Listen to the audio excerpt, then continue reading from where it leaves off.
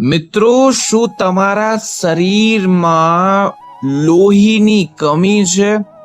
લોહીના પ્રોબ્લેમ છે? લોહી નવું બનતું નથી અથવા લોહી પતલું છે? આ બધા ઉપાયો કરવા છતાં પણ તમારા શરીરમાં થાક, નબળાઈ રહેતી હોય, દુઃખ હંમેશા રહેતું હોય, તો આજનો વિડિયો તમારા માટે બહુ ખાસ બનવા જઈ રહ્યો છે. નમસ્કાર મિત્રો, સુ સ્ટુડિયો ચેનલમાં તમારું હાર્દિક સ્વાગત છે. આજનો જ્યારે પણ ટોપિક પૂરો સાંભળશો, વિડિયો પૂરો જોશો, તો તમને 100% આજે જે બ્લડ રિલેટેડ જેટલા પણ પ્રોબ્લેમ છે તે નષ્ટ થઈ જશે. તો તમે ક્યારે વિચાર્યું હે કે શા માટે આખો દિવસ તમને હંમેશા થોડુંક કામ કર્યા પછી પણ થાક લાગતો હોય, જાણે શરીરમાં કોઈ તાકાત જ નથી રહેતી? તમે કઈ બાત થઈ જાય છે, તમારા મન કામમાં નથી લાગતું, થોડુંક ચાલવાથી પણ શ્વાસ ચડી જાય છે? તમે કદાચ વિચારતા હશો કે આ માત્ર તમે સૂતા નહીં હોય અથવા કન્ટિન્યુ કામ કરો છો તેનું છે, પણ તમને ખબર છે કે આ લક્ષણો એક ખૂબ જ ગંભીર સમસ્યાનો મોટામાં મોટો સંકેત દઈ રહ્યો છે. મિત્રો, કલ્પના કરો કે તમારા શરીરમાં એક મોટો ખજાનો છે, મોટો બધો, જે તમારી તાકાત થઈ ગઈ, સ્ફૂર્તિ થઈ ગઈ, કોઈ પણ એક્ટિવિટી થઈ ગઈ કે જીવનનો આધાર માનો, તો પણ તમે ધીમે ધીમે ઓછો થઈ રહ્યો છો. આ ખજાનો શું છે? આ ખજાનો કામ શું કરે છે? તે ખજાનો છે તમારા શરીરમાં હરતું ફરતું લોહી. આ મિત્રો, જ્યારે લોહીની ઉણપ થાય એટલે કે લોહી પૂરું થવા લાગે, ત્યારે તમારું શરીર એક અલાર્મ વગાડવાનું છે, તે વગાડતું હોય છે, તમને હેરાન કરતું હોય છે. એ છે કે તમને થાક થઈ ગઈ, નબળાઈ આવી ગઈ, અથવા ચહેરો બ્લેક થઈ જાય છે, ફીકો પડી જાય છે, ડલ થઈ જાય છે. આ બધા સંકેતો મિત્રો જણાવે છે કે શરીરની અંદર કાંઈક લોચા છે, કાંઈક ગડબડ છે. કારણ કે મિત્રો, આજે આપણે એવી અગત્યના મુદ્દાની વાત કરવા જઈ રહ્યા છે, એવો જાણીને તમને નવાઈ લાગશે. એવા ઉપાય ઘર બેઠા, ઘરગથ્થુ, કે તમે સમજી જશો કે હું શું કહેવા માંગુ છું. તમારું બ્લડ પટ કરતું વધી જશે. તમને થાક હોય, નબળાઈ હોય, તેની પાછળનું સાચું કારણ શું છે? શું કહેવા માંગે છે? આપણે ફક્ત આરામની વાત નથી કરતા મિત્રો, પરંતુ હું તમને એક એવા સરળ કુદરતી ઉપચાર જણાવવા જઈ રહ્યો છું જે તમારા શરીરમાં ખજાનાને પાછું પહેલેથી ભરી દેશે. આ ઉપાયો માત્ર લોહીની કમી જ નહીં મિત્રો, તમારી નસોને પણ મજબૂત અને જોરદાર સોલિડ બનાવશે. તમારી શક્તિ, તમારા રોગ પ્રતિકારક શક્તિમાં એવો વધારો થશે કે તેની કોઈ સીમા નથી. તો મિત્રો, જ્યારે પણ તમને આવું થાય ત્યારે તમારે આ ઉપાય કરવો અનિવાર્ય છે, જેની તમે કલ્પના પણ નહીં કરી હોય.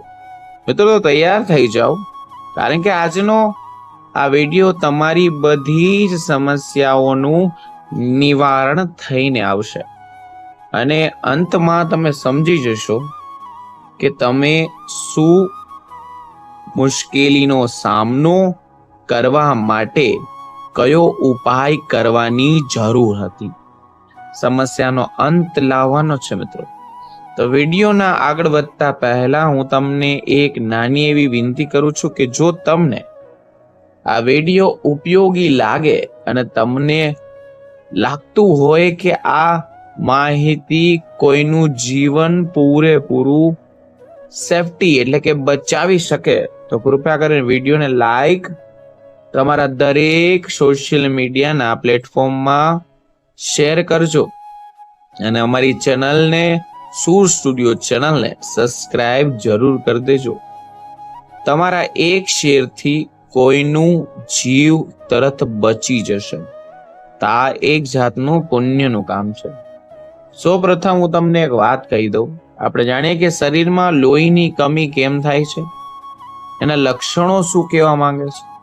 જો આ લક્ષણોને ધ્યાનપૂર્વક જોશો તો તમે સરળતાથી પૂરેપૂરું સમજી જશો કે મિત્રો આ સમસ્યા કેની છે. પહેલી વસ્તુ, જો તમને થાક ચડતો હોય, શક્તિનો પ્રોબ્લેમ એટલે કે શક્તિનો અભાવ હોય, કાંઈ પણ કામ કરો તો થાકી જવાય, બહાર જાઓ તો શક્તિનો પ્રોબ્લેમ એટલે કે તમે બેસવું પડે અથવા શ્વાસ ચડવો, તો આ બધું જે છે ને મિત્રો, તે શરીરમાં લોહી ઓછું થઈ ગયું, તમારા કોષોને પૂરતા પ્રમાણમાં ઓક્સિજન પરફેક્ટલી મળતું નથી, જેના કારણે શરીર સતત થાકેલું, નીચવેલું અથવા મોઢું ડલ થયેલું લાગે, નબળું રહે, સવારમાં ઉઠતા જ થાક લાગવા લાગે અને દિવસભર તમને સુસ્તી બુસ્તી ચડતી હોય. સામાન્ય બાબત તમારી રોજની આ બની ગઈ છે કે તમને રોજ શ્વાસ ચડવો, થાકી જવું અથવા ઓક્સિજન જે તમારી કોષોમાં ઓક્સિજન ના પૂરતું પહોંચે અથવા થોડુંક પણ હાલ્યા પછી પણ થાક ચડવો, આ લોહીના જ સિમ્ટમ છે મિત્રો.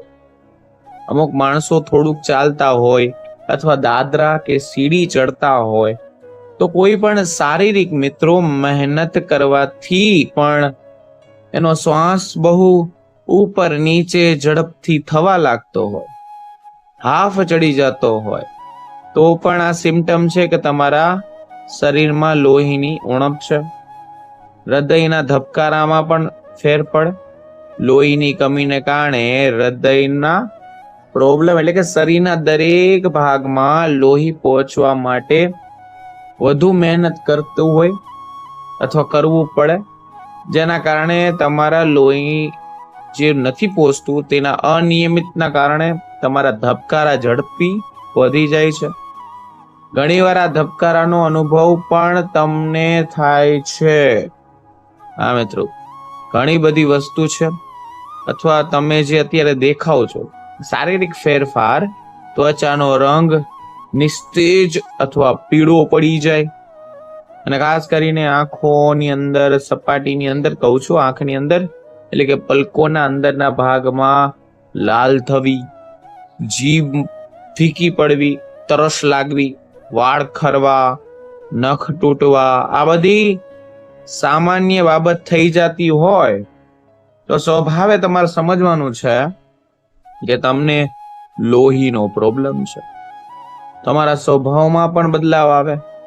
શારીરિક નબળાઈ હોય તો માનસિક નબળાઈ તો ઓટોમેટિકલી આવે મિત્રો.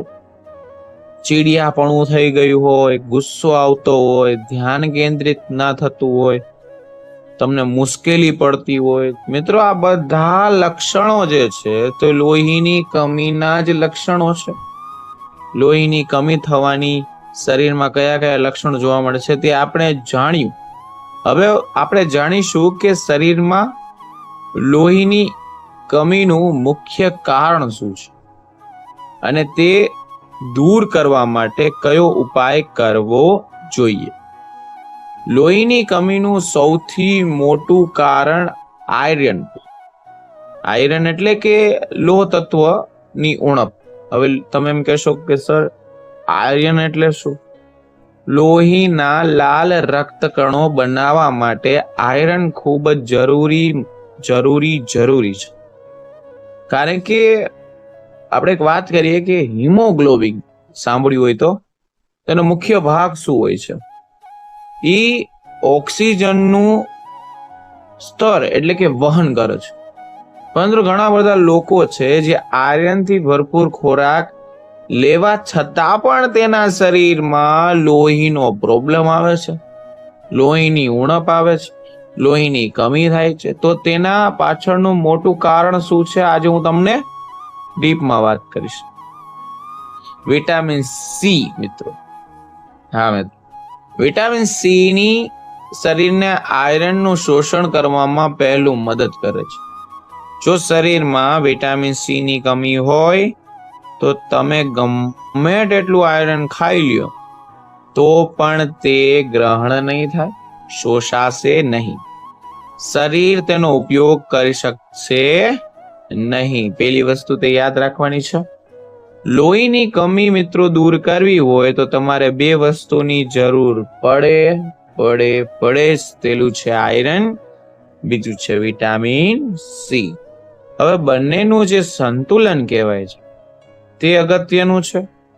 તો આપણે જાણ્યું કે લોહીની કમી થવાથી શરીરમાં કયા લક્ષણો જોવા મળે છે. તો ખાસ કરીને શરીરમાં લોહીની મુખ્ય કમીનું કારણ તમને ડીપમાં કહું તો આપણે તે જાણીશું કે શરીરમાં લોહીની કમી દૂર કરવા માટે શરીરમાં લોહી વધવું, જો રોજિંદા આહારમાં શું ખાવાનું છે, શું નથી ખાવાનું, પહેલા હું તે વાત કરી લઉં. લોહીની કમીને કુદરતી રીતે દૂર કરવા માટે તમારે તમારા આહારમાં ઘણા બધા ફેરફાર કરવા અનિવાર્ય છે.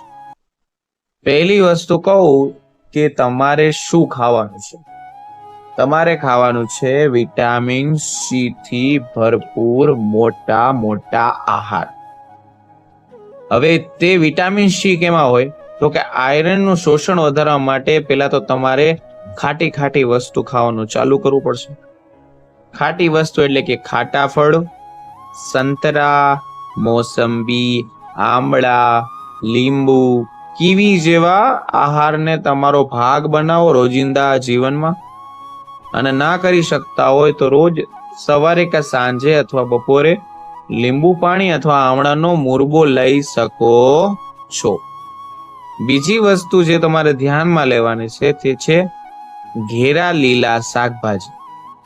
તમે એમ કહેશો તે શું? તેમાં સમાવેશ થાય છે બ્રોકલી, સરસવ, મેથી, પાલક, લીલી ડુંગળી જેવા શાકભાજીમાં ભરપૂર આયરન અને ક્લોરોફિલ હોય છે, જે લોહીને બનાવવાની પ્રક્રિયાને સારામાં સારો બૂસ્ટ આપે છે.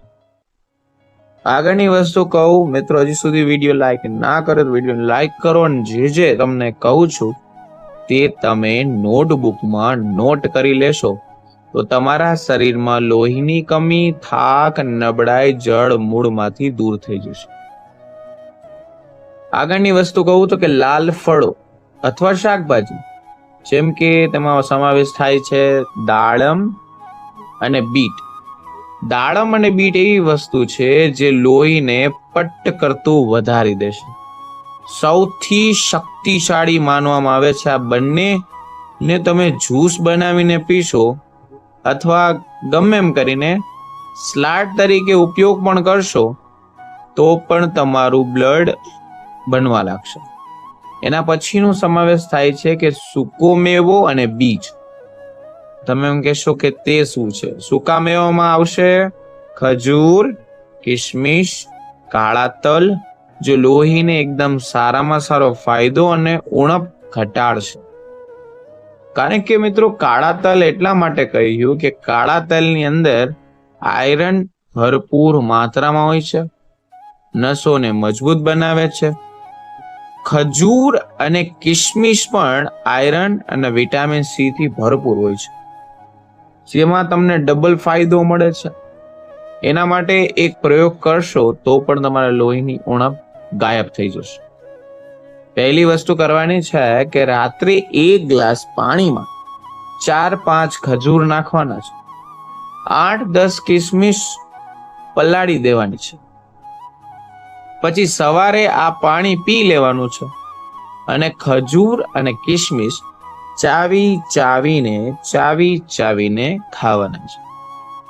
લોખંડના વાસણનો ઉપયોગ પણ તમે કરવો જોઈએ. રસોઈ માટે લોખંડની કડાઈનો ઉપયોગ કરવાથી પણ આહારમાં કુદરતી રીતે તમને કુદરતી આયરન મળી જશે. આહાર ઉપરાંત બીજા કેટલાક બધા સરળ ઉપાય છે જે તમને આગળ હું કહું છું. હજી સુધી વિડીયો લાઈક ના કરો તો વિડીયો લાઈક કરો મિત્રો. જે તમારા શરીરના લોહીને વધારવા માટે બહુ બહુ બહુ મદદગાર સાબિત થશે. બીજી વસ્તુ કહું તો કે તાંબાના વાસણમાં પાણી. તો તમે સાંભળીને નવાઈ લાગશે, કારણ કે આયુર્વેદિક મુજબ માનીએ તો રાત્રે તાંબાના વાસણમાં પાણી ભરીને આખી રાત મૂકી દેશો અને રાત્રે ખાલી પેટે આ પાણી પીશો તો કહેવાય છે કે તમારા લોહીની કમી જે છે તે દૂર થઈ જશે. ઉપરાંત તમારી ત્વચા, તમારી ચામડી સારી ચોખ્ખી થશે. પાચન સંબંધી જેટલા પણ પ્રોબ્લેમ છે તે સારા થશે. અને તમારે શું કરવાનું છે?